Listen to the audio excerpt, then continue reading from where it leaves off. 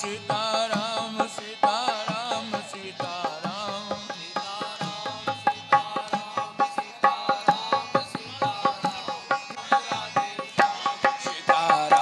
सीताराम सीताराम सीताराम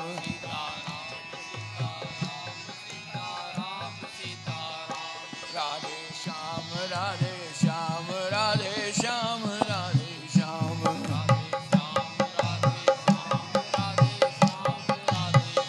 सीताराम सीताराम सीताराम सीताराम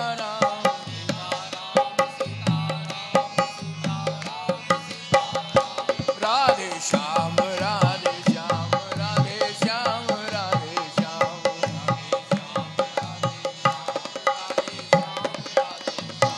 सीताराम सीताराम सीताराम सीताराम सीताराम सीताराम सीताराम सीताराम सीताराम सीताराम राधे श्याम राधे श्याम राधे श्याम राधे श्याम राधे श्याम राधे श्याम राधे श्याम सीताराम सीताराम श्याम राधे श्याम राधे श्याम राधे श्याम राधे श्याम राधे श्याम राधे श्याम राधे श्याम राधे श्याम सीताराम सीताराम सीताराम सीताराम सीताराम श्याम राधे श्याम राधे श्याम राधे श्याम जयंती आई श्री जानकी वल्लभ लाल की रंग भरी जयंती आई है रंग भरी जयंती आई रंग भरी जयंती आई रंग भरी जयंती आए रंग भरी जयंती आए रंग भरी जयंती आई लो भजने लगे बधाई रंग भरी जयंती आए लो रंगने लगे बधाई श्री जान के वल्लभ लाल की रंग भरी जयंती आई श्री जानकी वल्लभ लाल की रंग भरी जयंती आई श्री जान के वल्लभ लाल की रंग भरी जयंती आई श्री जानकी वल्लभ लाल की रंग भरी जयंती आई आई ऋतु सुरस आई ऋतु सरस बसंती फागन सुद तिथि रसवंती आई ऋतु सरस बसंती पावन सुद तृतीय रसवंती मची अच्छी धूम धमाल के सब नच रहे लोग लुगाई मची अच्छी धूम धमाल की सब मच रहे लोग लुगाई श्री जान के वल्लभ लाल की रस भरी जयंती आई श्री जानकी वल्लभ लाल की रस भरी जयंती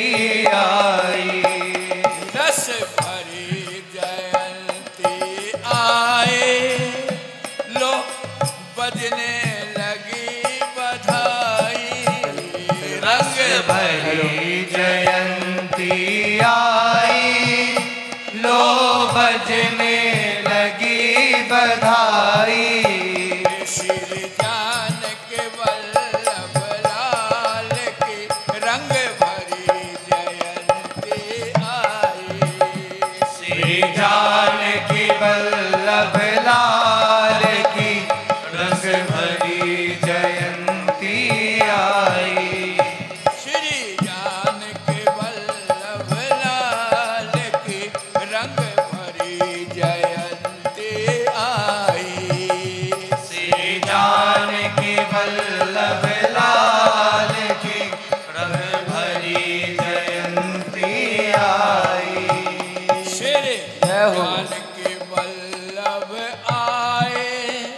संग हनुमान को लाए। श्री जानकी वल्लभ आए, संग हनुमान को लाए। श्री जानकी वल्लभ आए, संग हनुमान को लाए। श्री जानकी वल्लभ आए, संग हनुमान को लाए। स्वामी राम नरेशाचार्य जी निज कर पूजा करवाई। श्री राम नरेशाचार्य के निज कर पूजा करवाए। श्री जानकी वल्लभ लाल के रंग भरी जयंती आई। श्री जानकी वल्लभ लाल के रंग भरी जयंती आई। रंग भरी जयंती आए, लोलाद आई, लो बजने लगे बधाई। श्री जानकी वल्लभ लाल के रंग भरी आए। श्री जानकी वल्लभ लाल की रंग भरी बंदी आई। श्री जानकी वल्लभ लाल के रंग भरी जयंती आई। श्री जानकी वल्लभ लाल की रंग भरी जयंती आई। स्वामी राम सुभग जी के प्यारे, शरणागत आश्रम वारे। श्री राम आए भक्तन के प्रतिपाल की महिमा, रंग भरी जयंती आई, लो बजने लगी। सब परिकर भक्तमाल की जय। श्री रवासा महाराज की जय। श्री भट्टी बाबा जी महाराज की जय। श्री भक्तमाली जी महाराज की जय। समस्त वैष्णव वृंद की जय। ठाकुर जी की अपूर्व कृपा से आज के प्रातःकालीन सत्र का शुभारंभ सर्वप्रथम भक्तमाल मूल पाठ, तदुपरांत श्री जानकी वल्लभ लाल जी की मंगलमय बधाई के माध्यम से हम आप सब ने उस भाव का दर्शन किया। अभी उससे आगंतुक विशिष्ट जनों के मधुर वचनों के माध्यम से हम भक्तमाल के सरस वक्ता भैया श्री अजय शरण जी, उन्हीं से सविनय आग्रह कि 10 मिनट के लिए वो अपनी मंगलमय वाणी से हम आप सबको कृतार्थ करें। भैया श्री अजय शरण जी।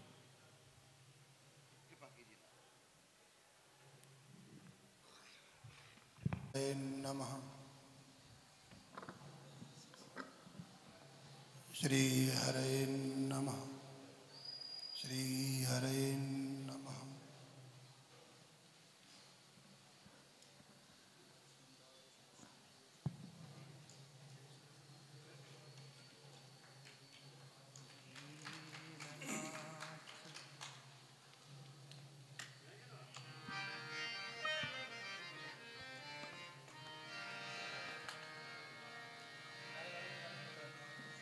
वाञ्छाकल्पतरुभ्यश्च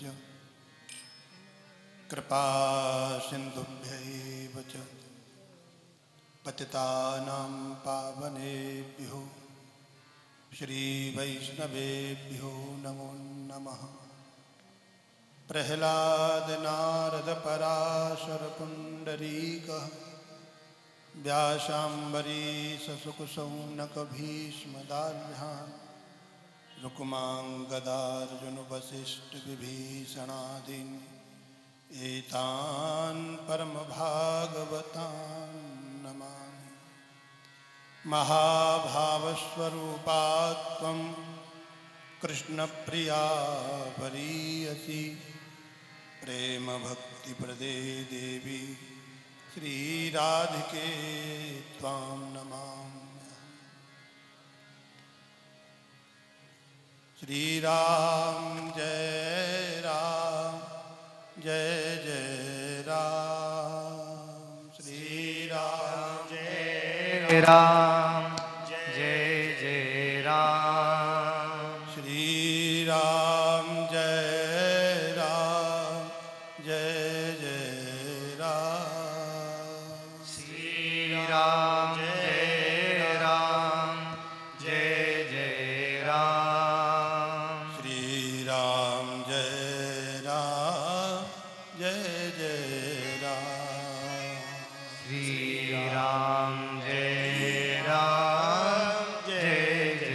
राम।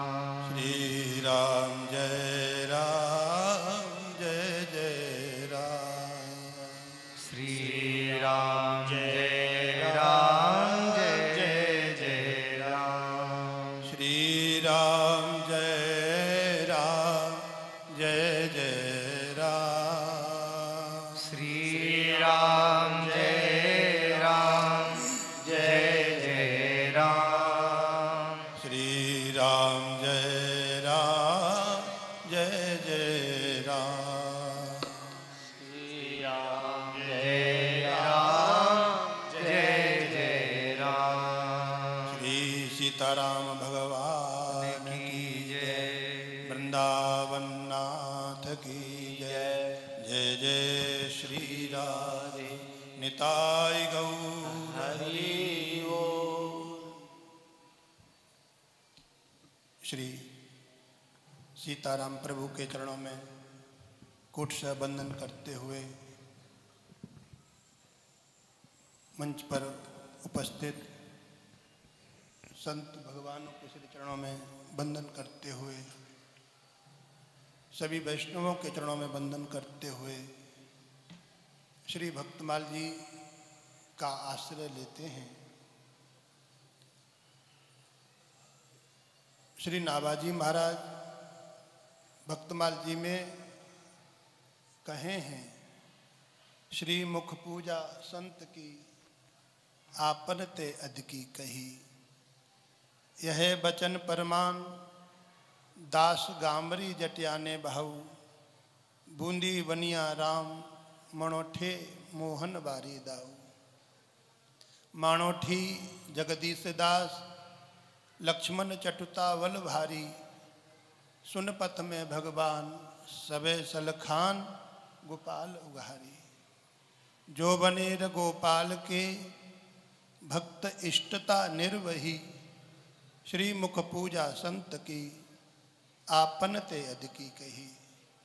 नाभाजी ने कही, स्वयं भगवान श्री कृष्ण ने अपनी पूजा से श्रेष्ठ पूजा अपने संतों की बताई है। श्री मुख पूजा संत की आपन ते अदकी कही। भगवत पूजा से श्रेष्ठ पूजा संत की पूजा है। इसलिए वैष्णव संप्रदाय में ठाकुर जी के लिए हम चंदन घिसे हैं तो उससे पहले संत को चंदन अर्पण करते हैं, तब वो प्रसादी ठाकुर जी को करें, क्योंकि भगवान का स्वयं वचन है, मेरी पूजा से श्रेष्ठ पूजा संत की पूजा है। और भगवान ने उद्धव को भी यही बात कही, आदरः परिचर्यायाम सर्वांगैरपि वंदनम मद्भक्त पूजा भेदिका सर्वभूतेषु मन्मति। हे उद्धव, मेरी पूजा बड़े आदर से बड़े सत्कार से करनी चाहिए। आदरः परिचर्यायाम, और मुझे प्रणाम करे सर्वांगैरपि वंदनम, दंडवत प्रणाम करे। सर्वांगैरपि वंदनम, मुझे दंडवत प्रणाम करे। दंडवत प्रणाम मतलब समर्पण होना, आर्त भाव से, प्रणत भाव से हैं, भगवान को हम समर्पित हैं, दंडवत प्रणाम है।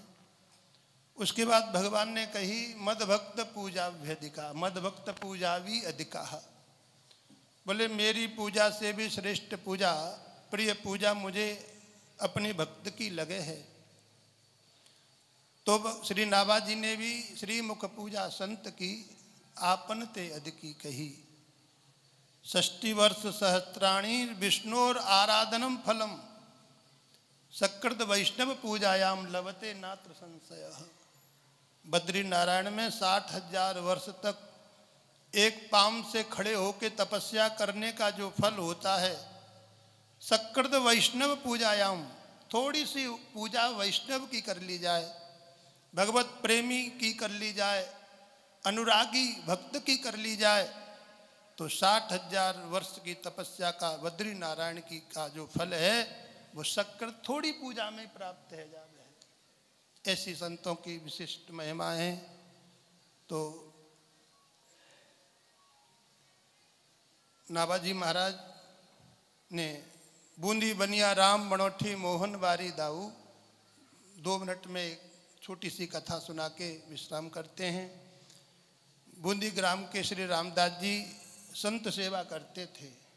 आप गए बन जियन आनहि, पोट धरे सिर बोझ सो भारी, दास दुखी लखी पोट लई हरि, जान गए मन माहे बिचारी। होए कड़ी फुल का जल तातहु, आए कही घर पोट उतारी, आयरु दिखत सो पछतावत, रामय थे सोनु मूरख नारी। श्री रामदास जी गुड़ आदि बेचते थे, गांवों में जा जा के फेरी लगाते। तो वृद्ध शरीर था, चला जाता नहीं था। एक बार गर्मियों का समय सबरा बिक गया और महाराज लोगों ने गेहूं दिए। गांवों में ऐसा होता था, वस्तु खरीद लेते और अनाज देते। तो उनके पोट ज़्यादा हो गई, लेके चले। वृद्ध शरीर था, चढ़ा जा नहीं रहा था, लड़खड़ा रहे थे। तो दास दुखी लखी पोट लई, ठाकुर जी राम जी के उपासक थे। तो राम जी एक कृषक का रूप बना के प्रकट हो गए। अरे भैया, तुम्हारा शरीर वृद्ध है, तुम पे चलो जावे नहीं, यह भार मुकू दे दो, मैं तुम्हारे घर तक पहुंचा दूं। ना भैया, यह तो संत सेवा को है। जो भी लाते थे उससे संत सेवा करते, जीवन भर उनका नियम था संत सेवा का। यह तो संत सेवा का अनाज है, यह मैं तो को कैसे दे सकूं हूँ, यह तो मैं स्वयं सेवा करूं हूँ। नहीं माने। अब ठाकुर जी तो सत्य संकल्प हैं। ठाकुर जी ने चुटकी बजाई और हमारा हाथ पांव चलना बंद हो गए। ठाकुर जी ने वो पोट लेके अपने सिर पे रख ली और लेके चलने लगे। अब दूर पहुंच गए तब महाराज हाथ पांव हिले डुले। अब मन में सोचने लगे, हे भगवान, अब इतने वृद्ध थे जो कि वहाँ तक पहुँच भी नहीं सकते। संत सेवा का अन्न था, पता नहीं कोई ठग ले गया, कौन था कौन नहीं था इसको तो कभी देखा नहीं। फिर बोले जैसी राम जी की इच्छा, अब क्या किया जाए, शक्ति तो है नहीं शरीर में। अब ठाकुर जी तो लेके चले गए। अब ये रामदास जी जा रहे हैं। अब चलते चलते मन में भाव आयो, मौसम ऐसो थोड़ो सो है, यहाँ तो आज ठाकुर जी को कड़ी फुल्का को भोग लगना चाहिए। थोड़ा सर्दी सी हो रही थी तो ठंडक हो गई, तो ऐसे कड़ी फुल्का विशिष्ट रूप से ठाकुर जी का भोग होना चाहिए। होए कड़ी फुल्का जल तातहु, और घर जाऊं और गर्म जल मिल जाए नहाने के लिए और कड़ी फुल्का बन जाए, ठाकुर का भोग लगे, ये मन में भाव आया। ये तो रास्ते में रामदास जी ने मन में सोचा था। और उधर ठाकुर जी गए, रामदास जी के घर पहुंच गए पोट लेकर के, और उनकी पत्नी अंदर थी। ठाकुर जी बोले, भक्तानी जू, भगत जी ने ये गेहूं की पोट भेजी है। अंदर से पत्नी ने कहा, रख दो वहीं आंगन में। बोले एक बात और कही है, बोले कड़ी फुल्का का भोग लगेगा ठाकुर जी का, सो कड़ी फुल्का बना लेना। बोलो भक्तवत्सल भगवान की जय। और गर्म पानी से नहाएंगे, गर्म पानी भी करके तैयार कर लेना। बोले ठीक है, वो अंदर ही बैठी रही, बाहर निकली नहीं। बोले ठीक है, राम जी तो चले गए। अब वो उसने गर्म पानी किया, कड़ी फुलके बनाए, कड़ी बना के तैयार करके रख दी और आटा तैयार करके रख दिया। बोले आएंगे तो नहाएंगे, इतने में फुलके बना देंगे, भूख लगेगा। तो जैसे रामदास जी आए तो अंदर से पत्नी निकल के आई, सुनो जी कड़ी बन के तैयार हो गई है और गर्म पानी रखा है, नहा लो, नहाओगे तब तक सेवा करोगे तो फुलके भी बना देंगे। अब रामदास जी ने देखा, बोले गेहूं की पोट आंगन में रखी है, जो लेके आया था उसने पता पूछा नहीं, और ये तो मैंने मन में सोचा था, है ना, कड़ी फुलका का भोग लगे, इसको कैसे पता चला? बोले लगता है संत सेवा करती है इसलिए सब विद्या इसको अष्ट सिद्धि नवनिधि प्राप्त हो गई, मेरे मन की बात जानने वाली हो गई है। अरे भाग्यवान, तू तो इतनी ऊपर निकल गई, मेरे मन की बात जानने वाली हो गई। बोले मैं कोई मन की बात जानने वाली नहीं भई हूँ, वो गेहूं की पोट लेके आया था ना, वो कह रहा था आप ही ने उससे कहा है। अब तो जैसे ही रामदास जी ने सुना गेहूं की पोट लेने वाला कह रहा था, तो तूने उसको देखा था, समझ गए मेरे मन की बात जानने वाला कौन हो सकता है। भक्त को भगवान की लीला समझने में देर नहीं लगती, तुरंत समझ गए। भाग्यवान, तूने उसको देखा था, कैसा था वो? अब रामदास जी सोचने लगे मैंने तो उसको ठीक से भी नहीं देखा था, वो तो मांग रहा था, मैंने तो दिया ही नहीं उसको। तूने देखा था? बोले मैंने देखा तो नहीं था, उसकी आवाज़ बड़ी मधुर थी, मैं तो अंदर थी, मैंने वहीं से कह दिया था आंगन में रख दो। रामदास जी दुखी होके बोले अरे मूर्ख नारी, आयरु देखत सो पछतावत, रामय थे सुन मूर्ख नारी। अरे मूर्ख नारी, वह तो साक्षात राम जी ही थे। और श्री रामदास जी को इतना दुख हुआ, हाय हाय मेरे प्रभु मेरे से भार लेके आए और मूर्छित होके गिर पड़े ठाकुर जी के विरह में। और ठाकुर जी अंदर प्रकट हो गए। राम जी बोले रामदास जी आप क्यों दुखी है रहे हो? आप मेरी संतन की सेवा जीवन भर तक कर रहे हो, जीवन है गयो, वृद्ध शरीर है गयो, फिर भी आप संतों के लिए इतना कष्ट उठाते हो हैं। अगर थोड़ी सी बात में मैंने थोड़ी सहायता कर दी तो जाको कहाँ बिगड़ गयो।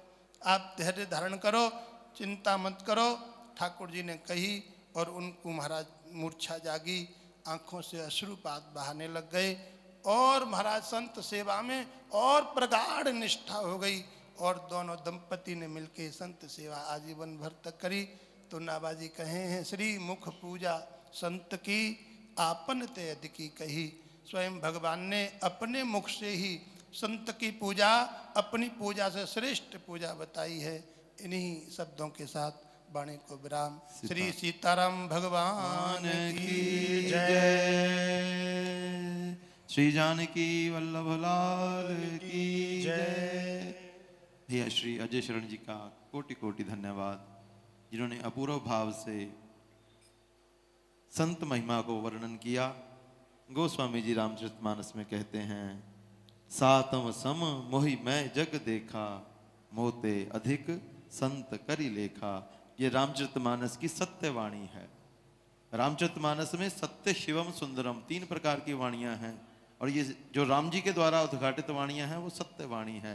और सत्य वाणी का आश्रय लेते हुए गोस्वामी जी ने व्यक्त किया, मोते अधिक संत करे लेखा। उसी भाव को भैया जी ने अपने मंगलमय भाव से व्यक्त किया। कोटि कोटि धन्यवाद।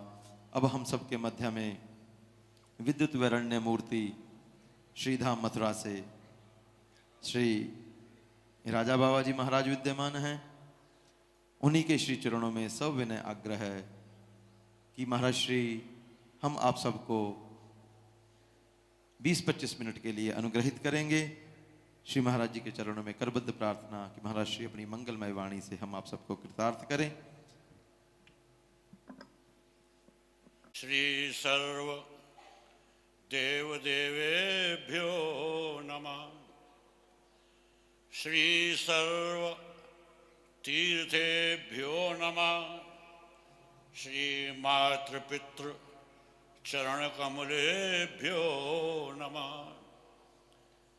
नमोस्तु रामाय सलक्ष्मणाय देव्यै च तस्मै जनकात्मजाय नमोऽस्तु रुद्रेन्द्र यमानलेभ्यो नमोऽस्तु चंद्रार्क मरुद्गणेभ्यो भक्त भक्त भगवंत गुरु चतुर्नाम बबुएक इनके पद बंधन किए ना सही विघ्न अनेक। श्री बिहारी दास जी एकदम सन्मुख में बैठ जाएं, थोड़ा और सरक जाओ, आपकी ऊर्जा कथा कहेगी, मैं नहीं कहूँगा। Hello my dear, you are my heart and oxygen in my heart. यहाँ जितने भी विद्यार्थी हैं वो यहाँ आ जाएं और जिनके पास नित्य कर्म पूजा प्रकाश पद्धति हो ऐसा हाथ उठा दें। किसी पे नहीं है, नीचे रखिए, नीचे रहने दो, आप सामने आ जाओ। क्योंकि ये दर्पण है, मंच को दर्पण कहा जाता है। मंच क्या है? दर्पण। यहां हम अपना फोटो देखते हैं, हुए हमारे and whatever to sees, हमारी अवस्था क्या है, कितनी हम में सत्य की ऊर्जा है, ये हमको मंच से मिलेगी। ध्यान रखना, मंच क्या है? दर्पण। एक दर्पण होता है और एक होता है समर्पण। श्री बिहारी दास जी का समर्पण। सिद्धे श्री बिहारी दास जी ने हमको भक्तमाल से चिपकाया, हम इनके ऋणी हैं। नाहिन तात उरन में तो ही आओ प्रभु चलो सुनाऊं वही। तो हम बिहारी दास जी के ऋणी हैं, हमको इस मार्ग में लाने वाले श्री बिहारी दास जी हैं। तो समर्पण श्री बिहारी दास जी का और अर्पण आप लोगों का, जितने भी यहाँ बैठे हैं। क्योंकि श्रद्धावान लभते ज्ञानम, लोवा कहते हैं मन बड़ा बुरा है, पर मैं कहता हूं मन से बड़ा कोई अच्छा यंत्र ही नहीं है। गीता में 10वें अध्याय के 26वें श्लोक में कहा इंद्रियाणाम मनोहम, बोल इंद्रियों में मन में हूं। जब सुसर वही मन है, हमारा लाला ही मन है, तो हमें फिर चिंता काहेगी? कभी घबराओ मत ही। ये नहीं है कि चंचलम ही मन कृष्ण प्रमादी बलवत्रम तदम निग्रह मन्य वायु। घबराना मत ही। आदमी कब तक घबराता है? जब तक वो अपने स्वरूप से परिचित नहीं होता है। अभी महाराज जी ने जो कथा सुनाई, भगवान पोटली लेके आए, तो ऐसे ही गीता में एक श्लोक है, 9वें अध्याय का 26वां श्लोक है, योग शिव महाम्यम। बोले जो मेरी सेवा में लगे रहे उनके सबरे काम मैं पूरे करूं। अब एक पंडित जी पूजा कर रहे, घरवाली के कहवे से नित्य आ जाते, नदी के किनारे पाठ करते, और घर में आटो नहीं, बड़े दुखी हरे। तो उन्नवा श्लोक पे वो लगा दी नहीं छाप, जा सरकार पीछे जा, सरकार डंडा है, छाप लगा दी नहीं कि ये श्लोक झूठो है। वहां पे वो फेर दी नहीं रोरी। भगवान घबराए महाराज एकदम, बोले ये क्या हुआ? वही समय भगवान गाड़ा भर के और सब प्रकार की सामग्री लेके पहुंचाए, जितनी रसोईया में सामग्री हो सब ठाकुर जी लेके पहुंचे माँ। तो घरवाली ने पूछी ये कहा है, ये कौन ने भेजो है? तो ठाकुर जी बोले पंडित जी हमें तो उनसे कह दी या श्लोक पर हड़ताल लगाई है ना, वो दे गए। या श्लोक पर हड़ताल लगाई है, वो दे गए। तो कहने का तात्पर्य यह है कि एक बार मन से ठाकुर जुड़ जाओ। मन बुद्धि चित्त अहंकार यो अंतःकरण चतुष्ट है, तो मन का देवता श्री कृष्ण है। ध्यान रखना, मन श्री कृष्ण का स्वरूप है। अगर श्री कृष्ण की प्रेरणा आपके अंदर नहीं आई होती तो आप यहाँ नहीं आते, यहाँ नहीं आते। आपको लाने वाला आपका मन है, तो मन ध्यान रखना। फिर मैंने इन विद्यार्थियों को बैठाया है, एक होता है तर्पण। लाला नित्य पूजा प्रकाश में 87 नंबर के पन्ना से लेकर के 57 नंबर, इधर देख 97 नंबर के पन्ना तक तर्पण का महत्व लिखा हुआ है। जो संध्या वंदन में तर्पण नहीं करता है तो उसके लिए रुधिरपान करना पड़ता है, मतलब खून क्या प्यासा होता है। तो तर्पण ध्यान रखिए, दर्पण, अर्पण, समर्पण, तर्पण। क्योंकि हमारे श्रीमद् भागवत जी में चतुर्स्कंध में पहली अध्याय में 48वें श्लोक में आया, श्रद्धा श्रद्धा मैत्री दया शांति तुष्टि पुष्टि क्रिया उन्नति बुद्धि मेधा तितिक्षा ही मूर्ति धर्मस्व पत्नयो। तो धर्म की पत्नी का नाम, धर्म की सातवीं पत्नी का नाम क्रिया है, ध्यान रखिए। हम लोगों को फल क्यों नहीं मिलता है कि हम क्रिया से भ्रष्ट हो जाते हैं। हमको बड़ा दुख होता है जब बफे में बड़े बड़े पंडित और जूता पहन के भोजन करते हैं, बताओ क्या प्रभाव पड़ेगा उसका। क्रिया भ्रष्ट हो गई, जितना उन्होंने अब तक तप किया वो सब नष्ट हो गया। तो क्रिया, धर्म की सातवीं पत्नी का नाम है क्रिया। क्रिया का ध्यान रखो, क्रिया पवित्र होनी चाहिए। अगर क्रिया में आपके में प्रमाद आ गया और अशुद्ध हो गई तो समझ लो कुछ नहीं है, भारम भार गर्दभी, सब भार की तरीके से है, सब कुछ भी फल मिलने वाला नहीं है। फिर एक चौपाई मानस में बड़ी अच्छी आती है, हम पहले आपको मानस का दर्शन करा देते हैं। श्री मानस तुलसीदास जी के द्वारा रचा गया है और तुलसीदास जी वाल्मीकि स्वरूप हैं और श्री उद्धव जी सूरदास जी के स्वरूप है। ये बड़ी बृहद कथा है, पर एक कथा हम आपको बता देते हैं कि भक्तमाल में पन्ना नंबर 412 से लेकर के श्री वाल्मीकि जी की कथा है। भक्तमाल में पन्ना नंबर 412 से लेकर के वाल्मीकि कथा है। वो वाल्मीकि सनाट ब्राह्मण थे, उनका गोत्र भी वर्णन दिया गया है। और गोत्र के बाद एक बात ध्यान रखना, श्रीमद् भागवत में 6ठे स्कंद की 18वें अध्याय के 5वें श्लोक में भी वर्णन किया गया है कि वाल्मीकि श्री वरुण के पुत्र हैं। जब तक आप वक्ता को नहीं पहचानेंगे तब तक आपको शंका बनी रहेगी, क्योंकि मानस में आया जाने बिन न होए परतीति, बिन परतीत न होए प्रीति। जिन वाल्मीकि ने रामायण लिखा, महाराज 9 लाख वर्ष पहले वाल्मीकि ने रामायण लिखा, ध्यान रखना। कई वर्ष पहले? 9 लाख वर्ष पहले। क्योंकि निर्णय सागर जो पंचांग है तो पन्ना नंबर 7 और पंक्ति नंबर 11 पे आया है 8,80,865 वर्ष राम रावण युद्ध चला। जब राम रावण युद्ध के लिए 8,80,165 वर्ष हो गए तो फिर वाल्मीकि तो पहले ही लिखा गया होगा, वाल्मीकि की रचना तो पहले हुई होगी। तो वाल्मीकि 9 लाख वर्ष पहले लिखा गया और वाल्मीकि भी ब्रह्मा की प्रेरणा से रचा गया। बोले जो तुम लिख दोगे वो ठाकुर जी को लीला करनी पड़ेगी। अभी अभी जैसे इन्होंने संत का चरित्र सुनाया तो माँ अरण्य कांड में दोहा नंबर 15 के बाद और चौथी चौपाई में ठाकुर जी कहते हैं भगति तात अनुपम सुख मूला और मिलई जो संत हो अनुकूला। भगवान मिल जाएंगे तुम्हें। गोदा बिहार है यहाँ वृंदावन में, भगवान ढेर लग रहे हैं, वहां सौर्य अवतार है वहां, समझे। पर एक संत का मिलना बहुत मुश्किल है। भगत तात अनुपम सुख मूला और मिलई संत हो अनुकूला। बगैर संत की कृपा के, मेरे ऊपर भिरादास जी भक्तमाली जी की बड़ी कृपा रही, उन्होंने मुझे अपनाया। इंदौर में हम इनके साथ रहते थे तो ये 3 बजे उठ जाते और अपने भक्तमाल का पाठ करते। तो हमारे मन में भी एक भाव आया, कबहू के ऐसी रेंद्र हंगो, ब्रजवासिनी के टुकड़ा मांग के अपना उधर भरंगो। ये सब भक्तमाल का सूत्र है। तो पन्ना नंबर 412 से लेके और 419 तक श्री वाल्मीकि का चरित्र है। फिर और हम आपका संशय मिटा देते हैं।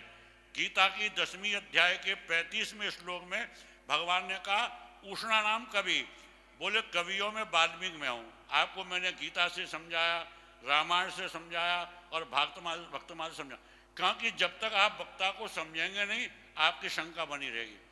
फिर पन्ना नंबर 419 के बाद पन्ना नंबर 420 से लेकर के और 431 तक उन वाल्मीकि का चरित्र जो द्वापर में प्रकट हुए हैं। मतलब एक युग का अंतर है दोनों वाल्मीकियों में। ये वाल्मीकि त्रेता के हैं और वैसे देखा जाए तो ये सतयुग के हैं।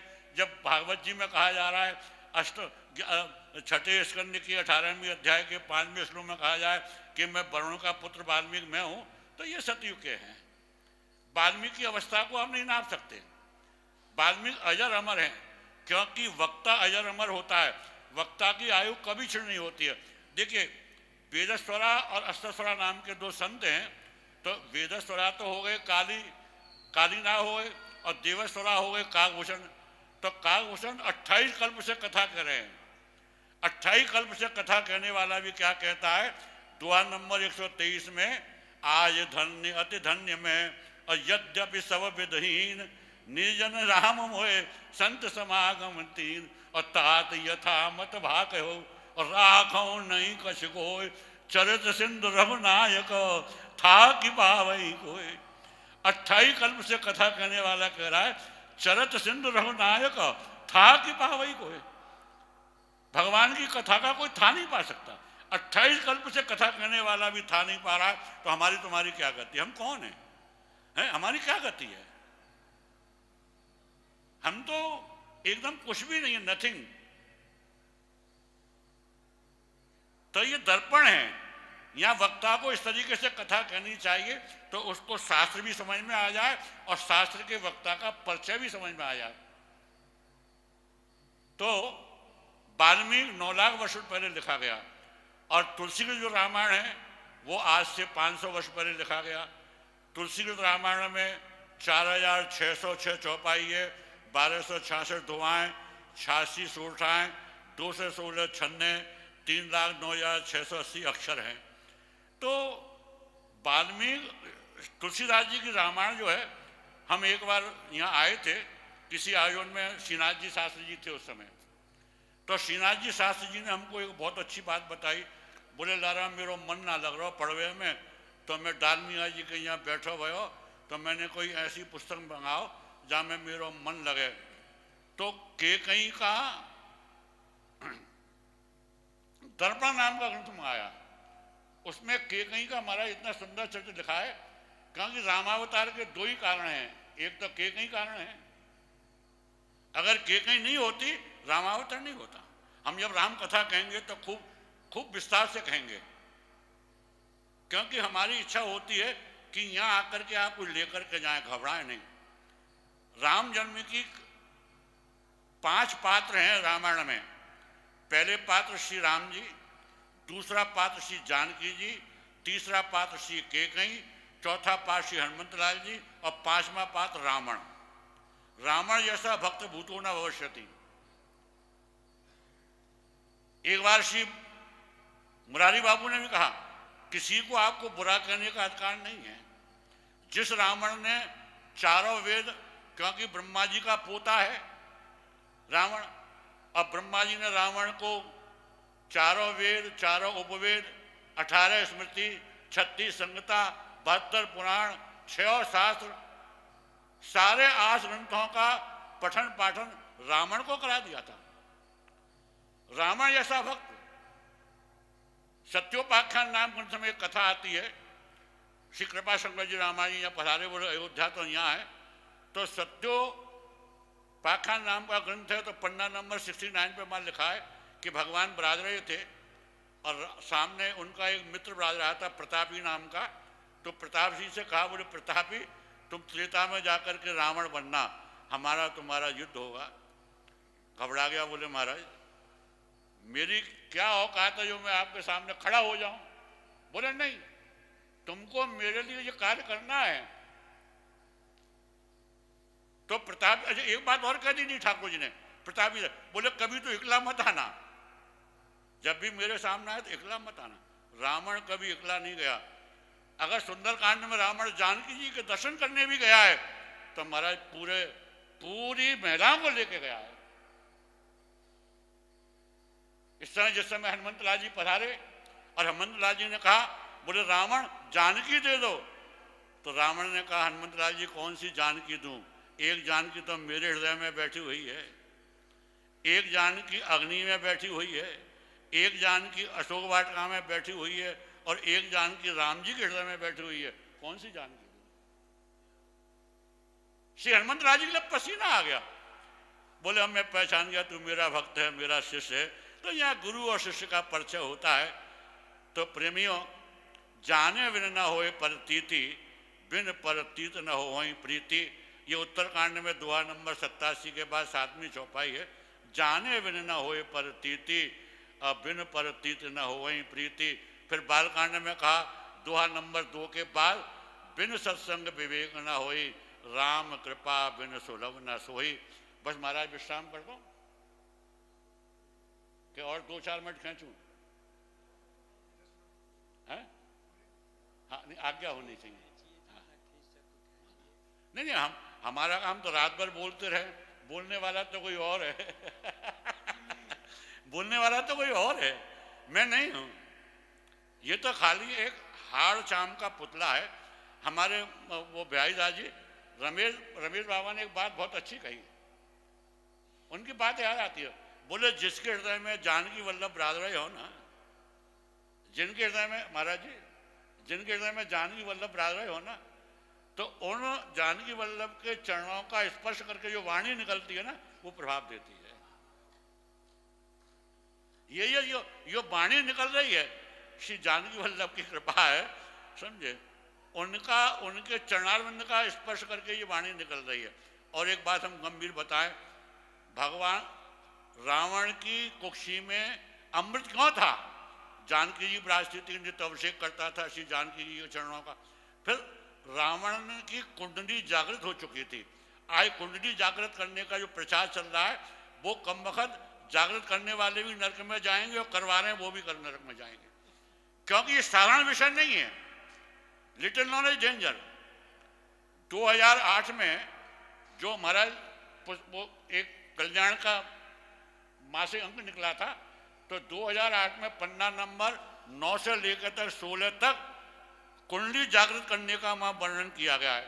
महाराज जी आप मुझे देखो, तो वहां क्या है कि जनेन्द्र जी से लेकर के अब ब्रह्मरंध्र तक सब तो ऋषि बैठे हैं। कश्यप, अत्रि, भरद्वाज, वशिष्ठ, गौतम, जमदग्नि, विश्वामित्र, सब ऋषो मृता। हमारी जनेन्द्र जी से लेकर के ब्रह्मरंध्र तक ये 7 ऋषि बैठे हैं।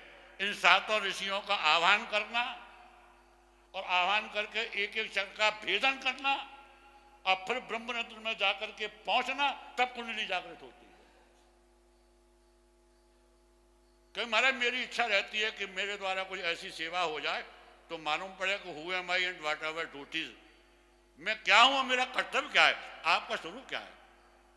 जब तक सप्तऋषियों का हम आह्वान करेंगे, फिर षोडशोपचार से उनका पूजन करेंगे, फिर उनकी आज्ञा से एक एक चक्र में प्रवेश करेंगे, तब यहाँ ब्रह्मरंध्र तक पहुंचेंगे। 50 साल पहले श्री कर्परात्री जी महाराज कहते थे कि स्त्री के लिए ओंकार शब्द उच्चारण करने का अधिकार नहीं। हेलो डियर, अब कहेंगे तो आप विषाद पर क्यों नहीं? क्योंकि पद्मासन लगाया जाता है और पद्मासन लगा करके ये जो अंगूठा है ना और ये जो मुद्रिका है ना, ये ब्रह्म है और ये जीव है, इन दोनों को एक किया जाता है और रीढ़ की हड्डी सीधी की जाती है। रीढ़ की हड्डी सीधी करने के बाद और ये जो रसनेन्द्रिय है ना, इसको तालु से लगाते हैं, फिर आँखों के अग्रभाग के लिए नासिका पर लिखते हैं और फिर जब प्रणव मंत्र का हम उच्चारण करते हैं तो प्रणव मंत्र के लिए नाभि से लेकर के ब्रह्मरंध्र तक पहुंचने तक 3 सेकंड लगते हैं। तो वहां कहा गया है कि इस तरीके से जो ओंकार का स्मरण करेगा वो 300 श्वासों के वियोग पर प्राप्त करेगा। जैसा हमारे भागवत में द्वितीय स्कंद के 20वें श्लोक में आया है, जितश्वासो जितसंगो जितसंद्रो जितेन्द्रिय स्थूले भगवते रूप मने संधारे दिया। यही सुखदेव जी ने कहा। बोले परीक्षित, जितेंद्रिय इंद्रियों को जीत लो। इंद्रियों को नहीं जीता है तो कुछ नहीं जीता है। श्रीमद् भागवत सुखदेव जी करें जितेंद्रिय, फिर जितश्वासो, जितनी रीढ़ की हड्डी सीधी रहेगी तो श्वासों का जो आरा अवरोह है, आवागमन है, वो बहुत धीरे हुआ। जितेंद्रिय जितश्वासो और जित संग, मतलब 7 दिन के लिए सारा संग छोड़ दो, सबको त्याग दो, यारो यारी छोड़ दो, वो रहीम अपना है। सरकार रहीम ने लिखा यारो यारी छोड़ दो, वो रहीम अपना है। भार दियो झोंक भार में, संग नहीं। भजिय राम सब काज विसारी, अश्रुत सिद्धांत यही उर्गारी। उत्तरकांड दोहा नंबर 122 के बाद दूसरी चौपाई है। भजिय राम सब काज विसारी। भजन करना हर एक के वश की नहीं है बेटा, बड़ा कर रहा काम है, बड़ा कर रहा काम। ये तो भगवत कृपा से होता है, प्रभु कृपा से होता है। जब ये स्थिति हो जाती है तभी काकभूषण जी ने कहा था गरुड़ के लिए दुआ नंबर 109 के बाद 5वीं चौपाई है, बोले मन ते सकल वासना भागी केवल राम चरण लो लागी लागी सब कहें और लागी बुरी बलाय और लागी उसका नाम है आर पार है जाए। जिस दिन लग जाएगी ना वो दिन सोने का होगा, फिर रात में नींद नहीं आएगी, भोजन करने में आपको स्वाद नहीं लगेगा। अहरनिश एक ही धुन लग जाएगी, मानते सकल वासना भागी केवल राम चरण लो लागी। लो लागी मतलब रावण के अंतःकरण में जो लो लगी किसी के में नहीं लगी। जिस समय रावण जब पढ़ता था ब्रह्मा जी से, रावण की आयु कितनी, 1 कल्प की, और 1 कल्प में 71 चतुर्युगी बीत जाती हैं। बड़े ध्यान से सुनना, एक चतुर्युगी 42,48,000 वर्ष की होती है। जब 2-4 चतुर्युगी रावण की बीत जाती तो रावण ब्रह्मा जी से पूछता था मेरी मृत्यु किसके द्वारा होगी, तो श्री ब्रह्मा जी कहते भैया राम जी के द्वारा होगी।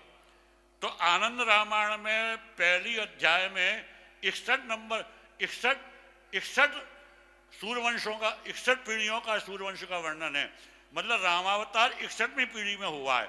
जब तक रावण धैर्य के धारण करता रहा, जब भी उसको फुलझड़ी लगती बोले मेरा वध कौन करेगा, वो राम करेगा। वो राम कब होगा, जब सूर्यवंश की 61वीं पीढ़ी लगेगी। जब 61वीं पीढ़ी में रामावतार हुआ तो रावण भगवान श्री राम का दर्शन करने के लिए गया। उस समय श्री राम की अवस्था 6-7 वर्ष की थी। रावण राम जी का दर्शन करने के लिए, दशरथ जी पहचान गए दशग्रीव है और विद्वान है, त्रेता युग का अद्भुत विद्वान है। बोले रावण, बोले हाँ राघवेंद्र सरकार के दर्शन करने आया हूँ। राघवेंद्र सरकार के सर्वांग दर्शन किया, चरणों से लेकर के और श्री मस्तक तक, और मस्तक से लेकर चरणों तक जब दर्शन किया तो बोले ये मेरा काल है। तात राम नहीं नर भूपाला भुवनेश्वर कालहु के काला। रावण ने कहा ये मेरा काल है, तो रावण ने केवल लगा ली, केवल राम चरण लो लाई। केवल जानते हो ना, ये डिश जो लगती है हमारे घरों में जिसपे आप पिक्चर देखते हो, नाटक देखते हो, तो हमारा रावण ने केवल लगा ली अयोध्या से लेकर के और लंका तक भगवान की प्रतिपल की लीला का दर्शन करता था। और केवल लगाकर रावण बैठा और मूर्छित होकर के गिरा। मेघनाथ बोला महाराज आप कैसे मूर्छित हो रहे हो? बोले बेटा मेरा काल उत्पन्न हो गया, अब मेरी आयु केवल 51 वर्ष की शेष रह गई है। क्योंकि हमारे भागवत जी के लक्ष्य को लेकर के देखा जाए तो 25 वर्ष की उम्र में श्री राम जी के विवाह का वर्णन है। 12 वर्ष राम जी अयोध्या रहे हैं और फिर 14 वर्ष के लिए वनवास है। इनको जोड़ो तो कितना हुआ, 51 हुआ ना, टोटल लगाओ। हम तो भाई हिस्ट्री भाई ज्योग्राफी भाई मैथ भाई पेपर बोलते हैं, दैट्स ऑल राइट। 51 वर्ष के थे श्री राम जी, और 51 वर्ष के एक बावन मार लियो तो कौन सी पूंछ उखाड़ ली ये हमारा ब्रजभाषा है। 51 वर्ष के है राम जी, और रावण आया, रावण लोग रावण, तो वहां केवल लगा ली थी। और जैसे ही कहा मेघनाथ से कि मेरा काल उत्पन्न हो गया है, तो मेघनाथ बोला मैं आपके काल के दर्शन कर आऊं। बोले करे भैया, दर्शन करने के लिए कौन मना करे। तो मेघनाथ भौरा बन के आया था, भौरा, अब भौरा बन के आया और चारों बगल श्री राम जी के चारों बगल मड़राने लगा। राम जी के चरण कमल, हस्त कमल, नेत्र कमल, मुख कमल।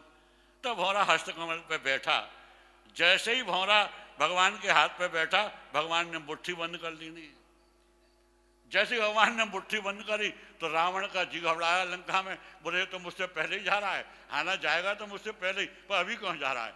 तो श्री रावण भागा भागा आया और भगवान श्री राघवेंद्र सरकार के चरणों में ऐसे गुलगुली मचाई। गुलगुली मचाई तो मुट्ठी खोली और लाला के प्राण बच गए। हरे अनंत हरे कथा अनंता, कहीं सुनाई बहु विध बहु संता। क्योंकि रामचरितमानस में हमारे श्रीनाथ जी ने यही कहा था बिहारीदास जी के सानिध्य में कि रामचरितमानस जब लिखा गया तो कल्याण को आज 100 वर्ष पूरे होने जा रहे हैं।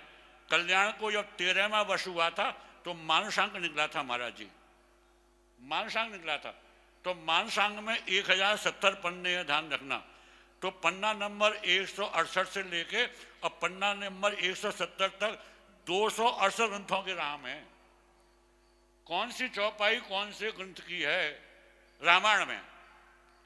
आपको उदाहरण देते हैं, विष्णु पुराण में अंश हैं, तो विष्णु पुराण के प्रथम अंश में 19वीं अध्याय का ये श्लोक है, नमो ब्रह्मण देवाय गौ ब्राह्मण हिताय च जगद्दिताय श्री कृष्णाय गोविंदाय नमो नमः। श्लोक है विष्णु पुराण का। और अनुवाद किया है अरण्य कांड में, बोले प्रथमई विप्र चरण अत प्रीति और निज निज कर्म सुरत सुत नीति। तो ये विष्णु पुराण के उस श्लोक का अनुवाद है। फिर त्वमेव माता छपता त्वमेव, 68 लाख गीता छप गई अब तक, पर किसी को पता नहीं है ये श्लोक कहाँ का है। महाराज ये भी एक चुनौती आई थी आनंद रामायण में। वासुदेव जी चतुर्वेदी जी मेरे पास बैठे हुए थे। राजा बोले हाँ, बोले ये श्लोक कहाँ का है? तो हमने कहा गर्ग संहिता में द्वारका खंड में 19वीं अध्याय का 25वां श्लोक है, त्वमेव माता चपिता त्वमेव। और इसका अनुवाद आए है उत्तरकांड, मोरे प्रभु तुम गोरुपित माता और जाओ कहाँ तज पद जल जाता। तो मानस में, मानस बड़ा गहन है। मानस की एक एक चौपाई में एक एक वेद की, उपनिषद की, शास्त्र की, स्मृति की, संहिताओं की कथा है। मानस फॉर मानस, ये दोहा नंबर 36 से लेके मानस 46 तक 40 बार मानस शब्द आया है। रामचरित मानस ही रामा श्रवण सुयस पावहि विश्राम। तो रामायण कोई साधारण विषय नहीं है, रामायण बहुत गहन विषय है। वाल्मीकि तुलसी भय, उद्धव सूर्य शरीर, जनक राय सुख भय और नारद भय कबीर। तो महाराज ये अनंत इनके अवतारों का वर्णन है। जब तक आप वक्ता के 3-4 जन्म की कथा नहीं पढ़ लेंगे तब तक आपको शास्त्र करने का अधिकार नहीं है। पुनः पुनः सृजंती है शास्त्र। ये भी श्री राम जी ने कहा, अरण्य कांड में कहा, दुआ नंबर 45 के बाद कहा नारद जी के लिए, पुनः पुनः सृजंती है शास्त्र। शास्त्र को बार बार पढ़ना चाहिए। अगर जरा भी आपने शास्त्र का अवलोकन नहीं किया और पढ़ा नहीं तो आप फेल हो जाएंगे। पान सड़ा क्यों और घोड़ा अड़ा क्यों, बोले फेरा नहीं। ये पुराने मुहावरे हैं। पान सड़ा क्यों और घोड़ा अड़ा क्यों, बोले फेरा नहीं। जितना घोड़े की मालिश हो जाती है घोड़ा एकदम मस्त हो जाता है, और जितना शास्त्रों का अध्ययन हो जाता है, पुनरावृत्ति हो जाती है। हमारी आदत है, हम पुनरावृत्ति करते रहते हैं। इस समय हमारा मानस का पाठ चल रहा है, क्योंकि यहाँ हमको मानस की कथा करनी है, तो अभी से हम तैयारी कर रहे हैं। और भागवत जी का भी पाठ चल रहा है, क्योंकि भागवत, जैसे अभी महाराज जी ने एक बात कही थी, सत्यम शिवम सुंदरम। तो सत्यम शिवम सुंदरम ये शंकर भगवान के दस्तखत हैं रामायण पे। जैसे 1 रुपये के नोट से लेकर के 1000 रुपये के नोट तक गवर्नर के दस्तखत है ना, तो हमारे वाल्मीकि रामायण में रामचरितमानस में दस्तखत है श्री शंकर भगवान, सत्यम शिवम सुंदरम। सत्यम माने पत्रकार, मतलब नारद जी से बड़ा कोई पत्रकार नहीं है। 3 लोग 14 वुमन की कथा श्री नारद जी पहुंचा देते हैं। तो पत्रकार कौन है? नारद जी। शिवम माने कथाकार, कथाकार कौन है? शंकर भगवान। शंकर भगवान से बड़ा कोई कथा नहीं है। सत्यम शिवम सुंदरम, और सुंदरम कौन है? कलाकार। हमारे ठाकुर जी कलाकार हैं। तो it is the definition of the Satyam Shivam Sundaram. Hello dear, understand? Satyam Shivam Sundaram. अब भागवत जी पर दस्तखत कौन के हैं? श्री ब्रह्मा जी के। जिस समय भागवत की परीक्षा हुई तो श्रीमद् भागवत के प्रथम स्कंद का 20वां श्लोक है, मेन रे भगवत रूपम शास्त्रम भागवतम कलौ पठनात् श्रवणात् सद्यो वैकुंठो फलदायक। मेनरे भगवत रूपम, मतलब ब्रह्मा जी कह रहे हैं it is my decision. Hello dear, ये मेरा निर्णय है। भागवत क्या है? भगवान का स्वरूप है। भागवत भगवान का स्वरूप है। पठना श्रवणा सद्यो वैकुंठम फलदायक। भागवत जी का नित्य पाठ करने से भगवत प्राप्ति होती है। महाराज एक बात और हम आपको बता दें, आप लोगों के पास भागवत है क्या? नहीं किसी के पास है? तो भागवत में महात्म्य के बाद 31 श्लोक हैं और वो श्लोक स्कंद पुराण के हैं। तो आप दूसरे श्लोक में लिखा हुआ है श्लोक आर्धम श्लोक पादम्बा, जो एक श्लोक आधे श्लोक का भी पाठ करता है तो उसको गौ दान करने का फल मिलता है। ऐसी 8वें श्लोक में लिखा हुआ है, ध्यान रखना, ये जितनी भी भागवत अब आई है ना, महात्म्य के बाद ये श्लोक है। तो महाराज वो श्लोक लिखा हुआ है, जितने दिन भागवत घर में रहती है उतने दिन तक पित्तीश्वर अमृत पान करते हैं। जाने भिन्न ना होए परतीति और भिन्न परतीत ना हो। भागवत भगवान का स्वरूप है। मेनरे भगवत रूपम शास्त्रम भागवत कलम। तो ये ब्रह्मा जी के दस्तखत है। और गीता पे दस्तखत कौन के हैं? हमारे संजय के। यत्र योगेश्वर कृष्ण यत्र पार्थो धनुर्धर, it is the signature of the Sanjay. Sanjay ने कह दिया, बोले यहाँ अर्जुन है और यहाँ भगवान है, मई विजय है। बोलो श्री नारायण भगवान की जय। आपको प्रणाम, आपके परिवार को प्रणाम, आपकी जननी और जनक को प्रणाम। क्योंकि मानस में एक बात बहुत अच्छी कही, शंकर अति हरि कृपा जय पर होई, पाँव दे ए मार्ग सोई, और मन कामना सिद्ध नर पावा, यह यो कथा कपट तज गावा। विश्राम कर रहे हैं। जय राम जी की। सियावर रामचंद्र भगवान की जय। महाराज श्री ने अपने अपूर्व भाव से क्या कहें, समग्र भावों को व्यक्त कर दिया। महाराज श्री ने सर्वप्रथम मन से प्रवेश किया कि मन प्रभु का ही स्वरूप है। सुंदर कांड में राघव जी की वंदना करते हुए गोस्वामी जी कहते हैं, वेदांत वेद्यम विभुम, जो विभुम स्वरूप है, सर्वत्र स्वरूप है। वेद में मन को विभु कहा है। विभु, अगर भगवान का दर्शन करना है तो उसका स्वरूप कहते अपने मन का दर्शन कर लीजिए। अगर भगवान सर्वत्र है तो मन भी सर्वत्र जा सकता है। विभुम उसका ये तात्पर्य है, वेद वेद्यम विभु। तो नारायण उसी मन से महाराज जी ने प्रवेश करके कहाँ कहाँ की यात्रा करवा के बड़ी कृपा की महाराज जी। अपूर्व भाव से वंदन आप श्री के चरणों में। तो अब हम सब के मध्य में श्री गोविंदानंद जी तीर्थ जी महाराज विद्यमान हैं, विद्युत श्रोमणी हैं। उनके श्री चरणों में करबद्ध प्रार्थना कि महाराज श्री आप अपने अपूर्व भाव से 20 मिनट के लिए हम सबको कृतार्थ करें। महाराज श्री। रामो मत पिता रामचंद्र, स्वामी रामो मत्सखा रामचंद्र, सर्वस्वं मे रामचंद्रो दयालु, नान्यं जाने नैव जाने न जाने। नमोस्तु रामाय सलक्ष्मणाय, देव्यै च तस्यै जनकात्मजाय। नमोस्तु रुद्र इन्द्रयमनिलेभ्यो, नमोस्तु चन्द्रार्कमरुदगणेभ्यः। ॐ नमः परमहंसास्वादिचरणकमलचिह्नमकरन्दाय, भक्तजन्मानसनिवासाय श्रीरामचन्द्राय श्रीरामचन्द्राय। बोलिए श्री जानकी वल्लभ भगवान की जय, श्री बांके बिहारी लाल की जय। जय जय श्री राधे श्याम।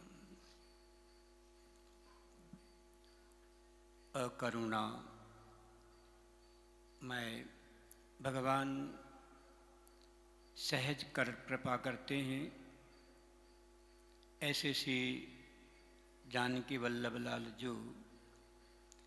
जो अब पहले नीचे धरातल पर थे, अब वैकुंठ की ओर आगे बढ़ रहे हैं, क्योंकि इनके साथ साथ हमारी भी ऊंचाइयां बढ़ती हैं।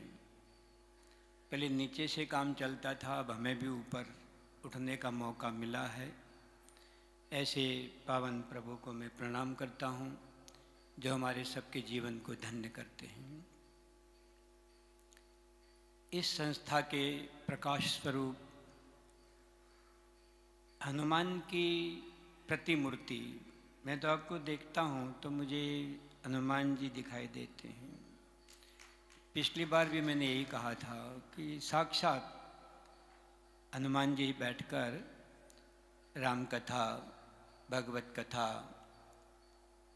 आपकी भक्तमाल की कथा, इस श्रवण करके मन ही मन गदगद होते हैं।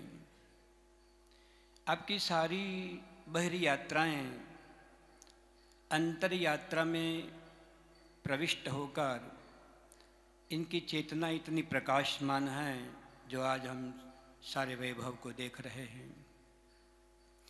इनको मैं हृदय से प्रणाम करता हूँ। ऐसी मूर्ति कहीं त्याग के साक्षात दर्शन करने हों, मौन के दर्शन करने हों, वैराग्य के दर्शन करने हों, संत के दर्शन करने हों, एक ऐसे अनासक्त योगी के दर्शन करने हों, तो आपको देखते ही सबके दर्शन इसमें सुलभ हो जाते हैं। ये सर्वदर्शनीय हैं, इनको मैं बार बार प्रणाम करता हूँ। ये तपस्या का फल है। अभी मैं अधिक समय नहीं लूँगा, मुझे शायद 20 मिनट बोला है, मगर मैं 10 मिनट में ही कोशिश करूँगा समापन करने का।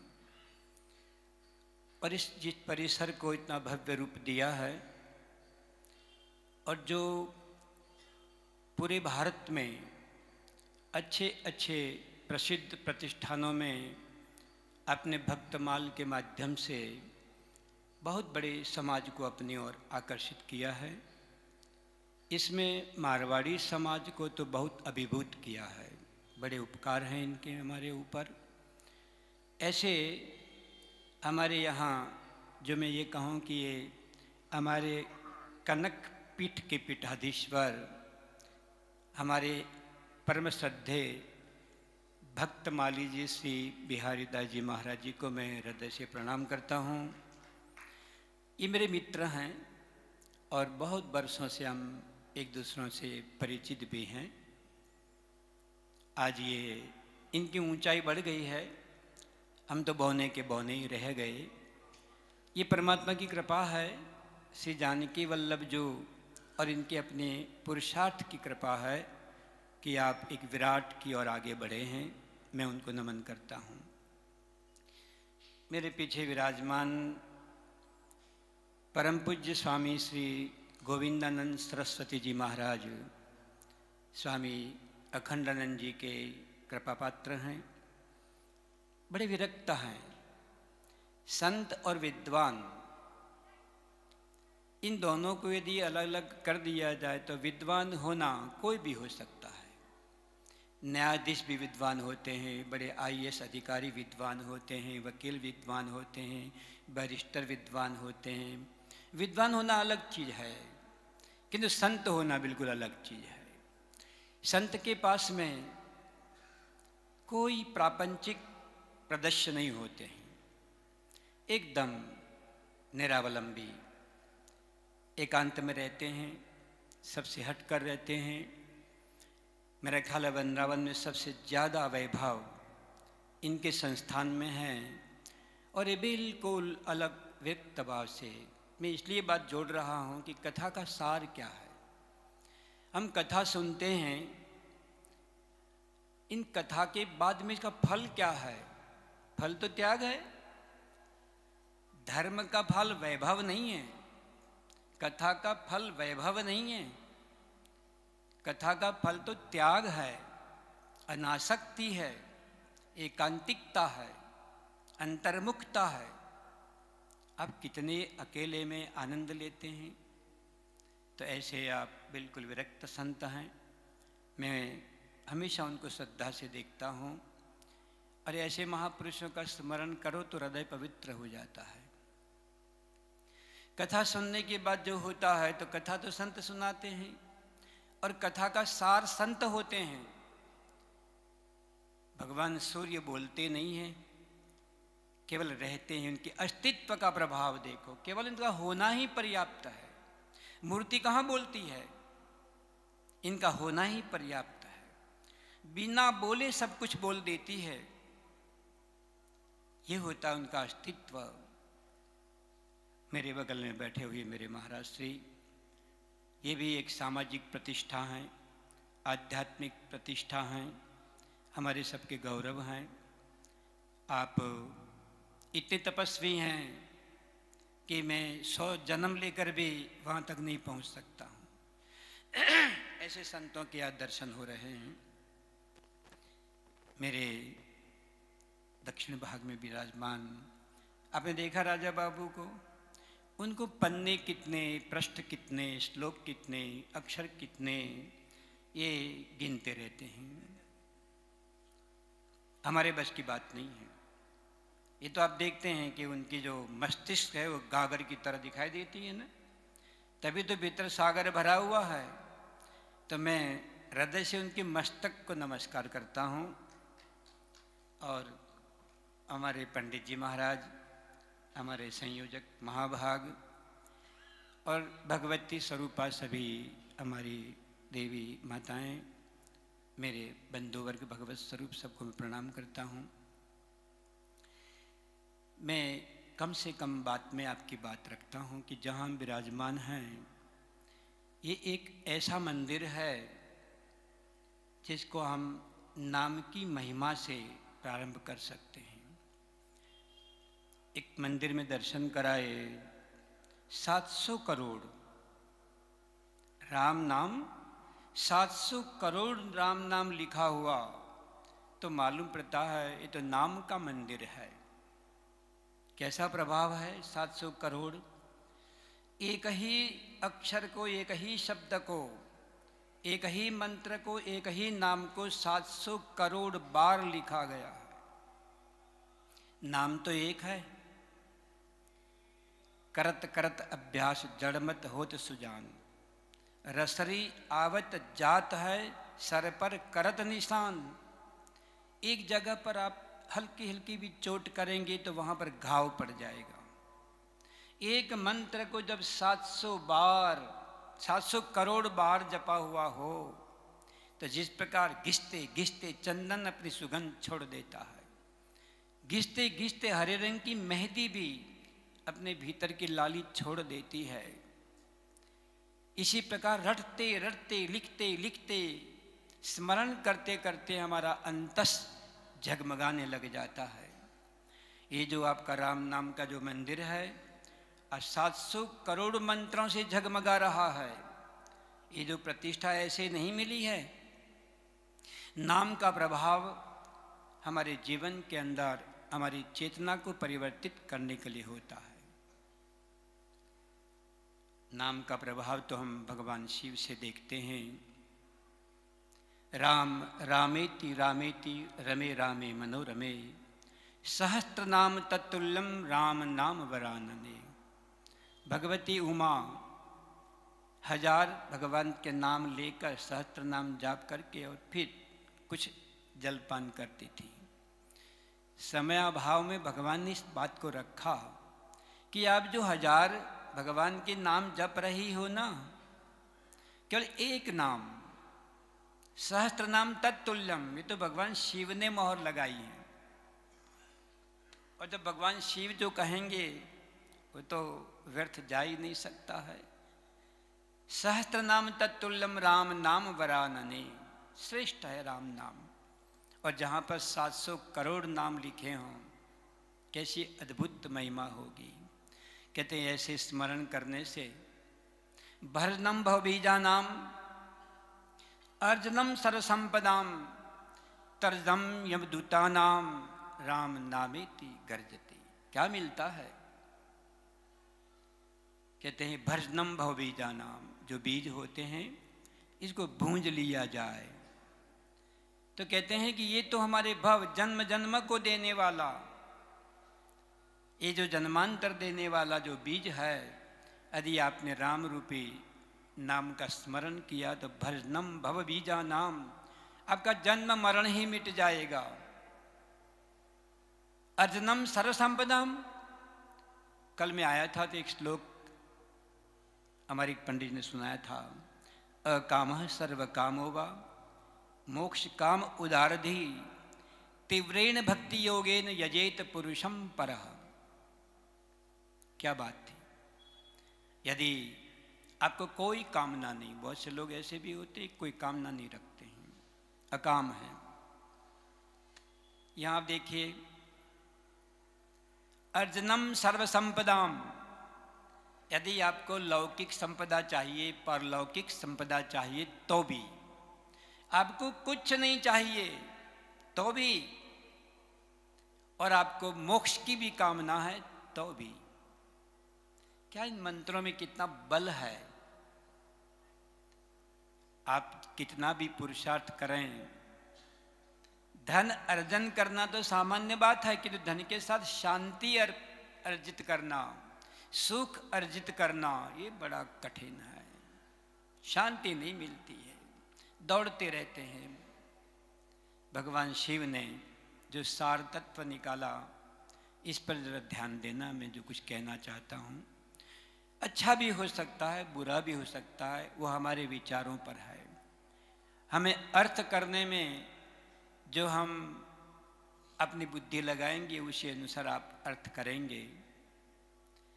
100 करोड़ श्लोकों की रामायण आपने सुनी है ना, 1 अरब श्लोकों की रामायण है। वो तो कथा आप सैकड़ों बार सुन चुके होंगे।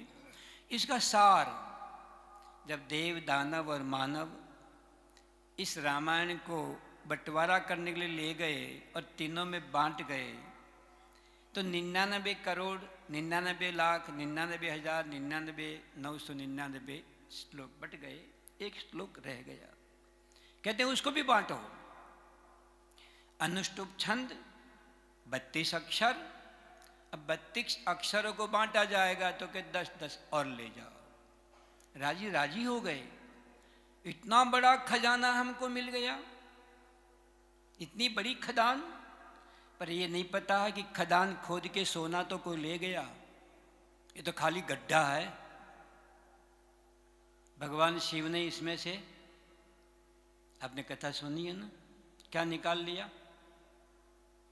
राम। रामायण में से राम निकाल दो, क्या रहेगा? आपको पूछ रहा हूं।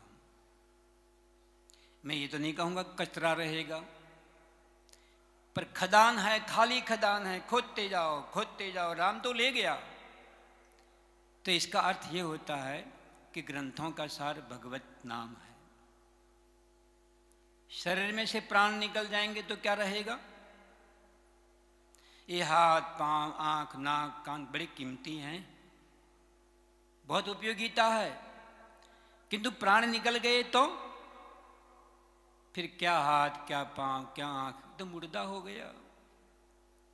भगवान शिव ने राम को निकालकर अपने मुख में धारण कर लिया, अपने अंतस में उतार लिया, और हलाहल इस संसार सागर का जब मंथन और हलाहल जहर भी निकला, तो जो कंठ में राम रखे हुए हैं, उस जहर को भगवान शिव ने अपने कंठ में धारण कर लिया, जहाँ भगवान राम थे। आप स्तुति करते हो, बोलते हैं कि भगवान शंकर तमोगुणी है, तमोगुण का रंग तो काला होना चाहिए, किंतु स्तुति तो आप महापुरुष लोग करते हैं कर्पूर गौरम, ये तो कर्पूर की समझ श्वेत हैं। अरे तमोगुण तो काला होता है, भगवान शिव श्वेत कैसे हैं? और भगवान विष्णु ये तो गौर हैं, वो श्याम कैसे? अरे जिसने सार तत्व को कंठ में रखा और हलाहल इस पूरे संसार के विष को जब अपने कंठ में रखा, तो असर किस पर हुआ? भगवान विष्णु पे। जो गौर वर्ण थे सतोगुणी, वो श्याम वर्ण हो गए। प्रभाव भगवान के ऊपर पड़ा। यदि हमारे कंठ में भगवान का नाम होगा, प्रभु मुद्रिका मेली मुख माही, जल्दी लांघ गई अचरज नाही। तुलसी बाबा हनुमान जी के लिए बोलते हैं, कहते हैं आप पूरा समुद्र लंघन कर गए। कहते हैं कृपा किसकी है? प्रभु मुद्रिका मेली मुख माही, जिसकी जिह्वा के ऊपर राम नाम है, जो सदैव भगवान का स्मरण करता है। वह ये छोटा सा सागर नहीं, अरे अनंत भव सागर को वो पार कर जा सकता है। राम नाम में तो इतना प्रभाव है, आप कभी अपने हृदय में धारण करके तो देखिए। जो शेष बचता है, ध्यान रखिएगा, केवल राम हमारे जीवन को परिवर्तित करने वाला नाम है, अमृत है। जिसने इस अमृत को पी लिया, यहाँ पर जो मंदिर बनाने का लक्ष्य यही है, केवल एक नाम, सार तो नाम ही है। बाकी तो जो पड़ा रहा, जो व्यक्ति दिन भर 6 घंटा 8 घंटा बोलते जाओ बोलते जाओ, बोलते बोलते बोलने की बीमारी हो जाती है, छूटता ही नहीं है। यदि माइक गलती से भी हाथ में लग जाए तो छोड़ने का मन ही नहीं करता है। क्यों? क्योंकि वो सार तत्व निकल गया, वो खदान तो बेहरी गहरी है, जो इसमें उतर जाता है वो बाहर ही नहीं निकल पाता। सार की बात करिए, जीवन को बदलने की बात करिए। हमारे जीवन के अंदर ईमानदारी आनी चाहिए, सत्य आना चाहिए, धर्म आना चाहिए, पाप और पुण्य को समझने की हमारी बुद्धि बननी चाहिए। स्वर्ग क्या है, नरक क्या है, ज्ञान क्या है, अज्ञान क्या है, प्रकाश क्या है, अंधकार क्या है, जन्म क्या है, मृत्यु क्या है, यदि उनकी समीक्षा ही नहीं सोची हमने। हम तो केवल ऊपर की जो खदान जिसमें कुछ मिलने वाला नहीं है, भूसे को हम लोग, भूसे में से गेहूं निकालना चाहते हैं, रेत में से तेल निकालना चाहते हैं। संभव कैसे हो सकता है? तो शिव जी के पास, जो शिव जी की जो बुद्धि है, शंकर कहते हैं ज्ञान चाहिए तो भगवान शंकर की उपासना करो, मोक्ष चाहिए तो विष्णु की उपासना करो, आरोग्य चाहिए तो सूर्य की उपासना करो, धन चाहिए तो अग्नि की उपासना करो। अरे भगवान शंकर को समझ कर कि इसमें सार तत्व है वो ले लो, तो सार तो जीवन के अंदर देखा होगा। रामराज की स्थापना ऐसे नहीं होती है। मैं समय के अंदर ही बोलता हूँ। मैं तो कल विचार लेकर आया था कि मैं अब तक कोई रामराज की स्थापना, रामराज कैसे होता है, रामराज ऐसे नहीं होता है, इसमें कितनी तपस्या करनी पड़ती है। तो मैं अंतिम एक छोटी सी बात कह के मैं वाणी को विराम लेता हूँ। अधिक बोलने से कुछ नहीं होता, अधिक सुनने में कुछ नहीं होता कि सुनने की बीमारी पड़ जाए, बहुश्रुत हो जाए। अब कितना बदले हैं, आपके जीवन में रूपांतरण कितना आया है, आपकी भाषा में कितनी मधुरता है, आपके व्यवहार में कितनी मधुरता और दक्षता है। आपको घर में रहना आ गया। यदि हमें घर में रहना नहीं आया, रामायण पूरी पढ़ ली, बहुत कथाएं सुनी, बल्कि कथाएं सुनने के लिए हम रात दिन एक कर लेते हैं, जीवन परिवर्तन तो नहीं हो पाया। हमको अपने परिवार में रहना नहीं आया, अपने समाज में रहना नहीं आया, हमें व्यक्तित्व का निर्माण करने की क्षमता नहीं बनी, हमें राष्ट्र के प्रति अपने उत्तरदायित्वों का बोध नहीं हुआ। हम किस लिए हैं? याद रखिएगा, कुछ कटु सा लग रहा होगा, किंतु ये कटु नहीं, परम सत्य है। आप जहाँ रहते हो वहाँ जीना सीखो, वहाँ रहना सीखो, बदलना सीखो। सत्संग यदि आपको बदलता नहीं है तो याद रखिएगा फिर वो सत्संग नहीं है, केवल आभास है। जैसे मृगजल का जो आभास होता है, पानी होता नहीं है, पानी दिखता है, होता नहीं है। हम कथा सुनकर भक्त तो बनते हैं मगर भक्त होते नहीं हैं। अरे भक्त तो इतना उदार होता है, उतना सरल होता है, उसको देखकर हम लोग अपनी मन की बातें उन तक पहुंचा सकते हैं, अपने मन को बदल सकते हैं। तो जो जीवन को बदल देता है, जो अपने परिवार के अंदर रहना आता है, तो याद रखिए, अंतिम एक वाक्य में बात पूरी करता हूँ कि जो परमात्मा ने दुनिया बनाई है, यदि उस दुनिया में हमको रहना नहीं आया, तो याद रखिएगा वैकुंठ में, गोलोक में, विष्णुलोक में, साकेत में आपको रहना कैसे आएगा। ये रहने की कला सिखाई जाती है। जिसको घर में ठीक से रहना आ गया, पति पत्नी के बीच, बाप बेटे के बीच, दो बहनों के बीच, दो भाइयों के बीच, आप देखते नहीं हैं दशरथ जी ने राम राज्य के लिए संकल्प भी किया। अयोध्या का चक्रवर्ती राजा है पृथ्वी का, सब राम को दे दिया। राम वनवास को जाते हैं, लक्ष्मण भी उनके साथ जाते, उन्होंने भी नहीं लिया। पूरी पृथ्वी का राज्य भगवान ने छोड़ा, तो उनका अनुकरण करने के लिए लक्ष्मण ने भी छोड़ा, तो क्या राज्य भरत ने लिया?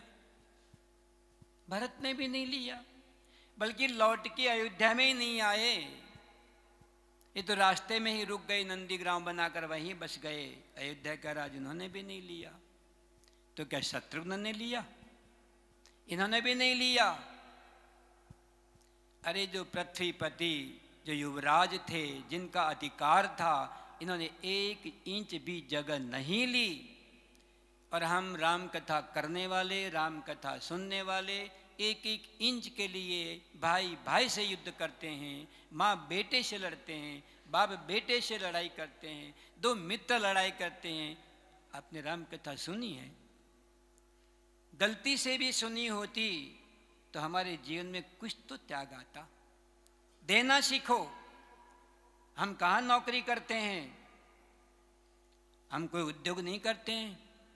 ये जो बड़े बड़े भवनों का निर्माण आप करते हैं, ऊंचे आसनों पे आप बिठाते हैं, त्याग तो आपका है। जो आप धन भी देते हैं और निरअभिमानी बनकर नीचे भी बैठते हैं, और यदि हम लोग कोई डांट लगावें तो आप डांट भी खाते हैं, और फिर भी दंडवत प्रणाम कर करके तो आप में नम्रता है, आप देते हैं। हम लोगों को भी आपके प्रति बड़े उत्तरदायित्व हैं। तो मैं छोटी सी बात कही है कि जहाँ आप रहते हो रहना सीखो, छोटी छोटी बाबतों में छोड़ना सीखो। आपको शांति चाहिए ना? शांति चाहिए, छोड़ के देखो। यदि छोटी छोटी जो लड़ाइयाँ होती हैं, आपको ये समझ में आ जाए कि शांति बड़ी चीज़ है, तो आप तुरंत छोड़ देंगे। संग्रह करने वाले को दुख होता है। एक छोटी बिटिया यहाँ बैठी थी, बिटिया को भी धन्यवाद, उसकी माँ को, परिवार को भी धन्यवाद कि जिसने, छोटी सी बिटिया अभी धर्म को समझती नहीं है, पर इसके कपाल में लगे हुए तिलक को देखकर मुझे हृदय में इतनी प्रसन्नता हुई। यदि माता पिता अपने छोटे छोटे बालकों में संस्कार डालना सीख दें तो युवा होते होते वो संस्कारी बन जाएंगे। कभी उपेक्षा मत करो, अरे बच्चा है, बच्चा है। अरे ऐसा करते करते तो देश बिगड़ गया। हमारी युवा पीढ़ी कहाँ से कहाँ चली गई। इतनी कथाएं होने के बाद भी हम युवा पीढ़ी को कुछ दे नहीं पा रहे हैं। इनकी तर्कों का हम लोग खंडन नहीं कर पा रहे हैं, उनका समाधान नहीं कर पा रहे हैं। यदि युवा पीढ़ी को आपने नहीं पकड़ा तो ये देश कैसे बनेगा, ये देश कैसे बचेगा। तो याद रखिएगा, कथाएं केवल सुनने के लिए नहीं होती हैं, एक संदेश होता है। कागज केवल याद करने के लिए नहीं होता है, इसमें संदेश होता है। आप चेक लिख देते हैं तो चेक केवल कागज का टुकड़ा नहीं होता है, उसी को जेब में लेकर घूमने से करोड़पति नहीं हो जाओगे। ये तो किसी बैंक में जाके भुनाना पड़ता है, उसके बदले में कुछ मिलता है। तो ये सारे चेक हैं भुनाने के लिए, जीवन निर्माण करने के लिए, किंतु हम लोग केवल उस कागज का टुकड़ा जेब में रख के घूमते रहते हैं। चाहे रामायण का गुटका हो, चाहे गीता का गुटका हो, केवल जेब में रखते हैं। आरती जरूर करते हैं, किंतु नहीं समझे उसकी आरती क्यों करते हैं, इसकी पूजा क्यों करते हैं। अरे इसके संदेश को समाज में लाओ, व्यक्ति में लाओ। ये एक संदेश है गीता का, भगवान श्री कृष्ण के संदेश हैं, श्री राम के संदेश हैं। इनको जीवन में न उतारा और हमने अपने आप को न बदला तो फिर तो भगवान ही मालिक है। मैं सोचता हूँ शायद मेरी बातों का जरूर थोड़ा प्रभाव भी पड़ा होगा। तो कम से कम अपने परिवार में आप रहना सीख जाएंगे। छोटी छोटी बातों के आप लड़ेंगे नहीं, एक दूसरों को समझने का प्रयास करेंगे, क्योंकि कोई भी चीज़ विरोधी नहीं होती है, परस्पर लगती है विरोधी। जैसे धर्म अधर्म, पाप और पुण्य, ज्ञान और विज्ञान, अथवा आपका प्रकाश अंधकार, आपको लग रहा है विरोधी है, ना, एक दूसरे के सहयोगी हैं। यदि ये समझ में आ जाएगा तो जितना हम प्रेम सुख को करते हैं उतना हम दुख को भी करने लगेंगे। सुख भी हमारा निर्माण करता है, दुख भी हमारा निर्माण करता है। जो महात्मा आपको नहीं बना पाते हैं, एक ठोकर लगती है और आदमी बदल जाता है, तो ठोकर आपको बदल सकती है, महात्मा नहीं बदल सकते हैं। तो आश्चर्य की बात यह है कि ठोकर से हमारी चेतना जागृत हो जाती है और महात्मा बड़बड़ाते रहते हैं तो हम सोते रहते हैं, कहाँ से जीवन बदलेगा। तो शायद मैं आशा रखता हूँ कि कथाओं में सुनने की अपेक्षा थोड़ा सा अपने जीवन को बदलने का प्रयास करेंगे, जीवन सार्थक हो जाएगा। मैं सबका अभिवादन करता हुआ, सबको प्रणाम करता हुआ वाणी को विराम देता हूँ। श्री जानकी वल्लभ लाल। बाबा महाराज ने सत्संग में प्रवेश दर्पण से किया था कि मंच एक दर्पण होता है, और आज महर्षि ने उसी दर्पण को दिखाया कि उसका वास्तविक स्वरूप क्या है दर्पण का। उसी दर्पण के स्वरूप को अगर हम आप सब जीवन में आचरित करें। महर्षि ने राम राज्य की बात की। राम राज्य की बात करते हुए महर्षि ने अपूर्व भाव से कहा कि हमारे जीवन में राम राज्य निर्माण कैसे हो। राम राज्य निर्माण की बहुत सुंदर विधा, जब हम अधिकार की स्थान पर कर्तव्य को महत्व देना प्रारंभ कर दें, तब राम राज्य का विशुद्ध रूप से जीवन में संचार होगा कि हमारा कर्तव्य क्या है। लेकिन भ्रांति क्या बनी हुई है, हम अपने अधिकार की ओर ज्यादा ध्यान देकर कर्तव्य की ओर ना ध्यान देकर, यही नारायण आज की विपरीत स्थिति का हमें दर्शन इसीलिए हो रहा है। महाराज का कोटि कोटि धन्यवाद कि उन्होंने उस भाव का दर्शन करवाया, हमें दर्पण दिखाया, चेतो दर्पण मार्जन। तो नारायण उसी मंगल भाव से यात्रा में आगे बढ़ते हुए हम आप सबके मध्य में श्री अखंडानंद आश्रम से श्री गोविंदानंद जी महाराज विद्यमान हैं। उनके श्री चरणों में करबद्ध प्रार्थना कि महाराज श्री अपूर्व भाव से हम आप सबको 10 मिनट शेष हैं। महाराज श्री 10 जी उनके बाद नारायण नारायण नारायण नारायण। देखिए हम लोग कितने सौभाग्यशाली हैं। हम पहुँचे, उसके बाद हमारे श्रद्धेय श्री राजा बाबा और उनके बाद जो हमारे नाम राशि स्वामी श्री गोविंदानंद, ये तीर्थ हैं, मैं सरस्वती हूँ, बस इतना ही फर्क है। तो ये जो आज हम लोग यहाँ उपस्थित हुए हैं, सबके पास कार्ड तो पहुँचा ही होगा। ये बड़ा दिव्य महोत्सव ठाकुर जी का यहाँ ऊपर पदार्पण होना, क्या भव्य, क्या दिव्य और कितना सुंदर ये परिसर, मन प्रसन्न हुआ। ये जैसे कि बताया श्री गोविंदानंद तीर्थ जी महाराज ने, ये सचमुच में आपका ही सब किया हुआ है, आप लोगों का। और सत्संग की बात हम पर्याप्त सुन चुके हैं, अब तो हम महाराज जी से आशीर्वाद लेंगे। मैं आनंद वृंदावन में श्री विष्णु सहस्त्रनाम पर महाभारत के संदर्भ में प्रतिदिन बोलता हूँ, और वही नाम की महिमा आज स्वामी जी ने और हमारे राजा बाबा ने बताई। और आश्रम में भक्ति योग पर गोपालगढ़ में, वहाँ पर भी महाभारत के ही प्रसंग में भीष्म पर्व की कथा में श्रीमद् भगवद गीता का 12वां अध्याय चल रहा है। तो हम तो इस समय ठाकुर जी की कृपा से भक्ति में ही उन्मज्जन निमज्जन कर रहे हैं, और यहाँ आकर हमें बड़ी प्रसन्नता हुई। श्री राम नरेश जी का आग्रह था, मैंने कहा कि हमको जरा ऊपर बैठना ठीक नहीं लगता, पर घुटनों के कारण बैठना पड़ता है, तो इसके लिए मुझे क्षमा करें। और मैं श्रवण करना चाहूँगा हमारे महाराज जी से। नारायण नारायण नारायण नारायण।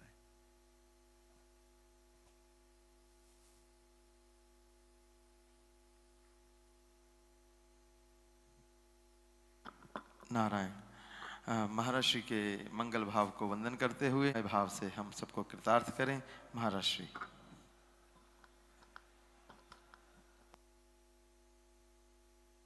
नीलाम्बुजश्यामलकोमलाङ्गं सीतासमारोपित्वामभागो आणौ महाचायकुचारुचापं नमामि रामं रघुवंशनाथं नमामि रामं रघुवंशनाथं। नारायण नारायण नारायण।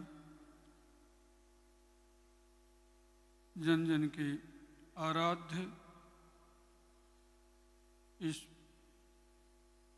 प्रिया प्रीतम के चरणों में प्रणाम करता हुआ और इस पावन भूमि को, और आज जिस महोत्सव में आप सब यहाँ उपस्थित हुए हैं, श्री जानकी वल्लभ जी महाराज आज सिंहासन आरूढ़ हुए हैं। जैसे पूर्व वक्ताओं ने बताया कि धरातल पे थे, अब धरातल से ऊपर विराजमान हैं। और सच तो यह है कि पृथ्वी का एक कण भी ऐसा नहीं है कि जहां वो विराजमान न हो, पर वह देखने की दृष्टि संत ही देते हैं। और वो संत तब दृष्टि देते हैं जब उनके चरणों में अपने आप को समर्पण कर दिया जाता है। ऐसे जानकी वल्लभ के चरणों में मैं नमन करता हूँ। पूज्य महाराज श्री जी महाराज, हमारे परम आदरणीय श्रद्धेय स्वामी गोविंदानंद जी तीर्थ जी महाराज, आदरणीय श्रद्धेय राजा बाबा जी महाराज और व्यास जी, और हमारे आदरणीय श्रद्धेय गुरु भाई स्वामी गोविंदानंद सरस्वती जी महाराज, ब्रह्मचारी राम नरेश जी, कुशल संचालक और इस सब कार्य के प्रणेता,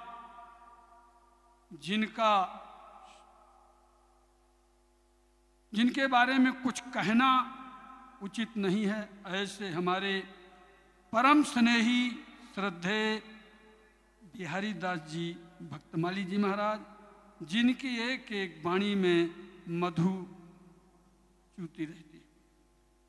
और सामने मातृशक्ति सज्जनों सबको मैं नमन करता हूँ। और सत्संग पूर्व वक्ताओं में ने सब कुछ, जितने भी ग्रंथ होते हैं, शास्त्र होते हैं, पुराण होते हैं, सब पर प्रकाश डाल चुके हैं। और नाम की महिमा का भी वर्णन आप सब सुन चुके हैं।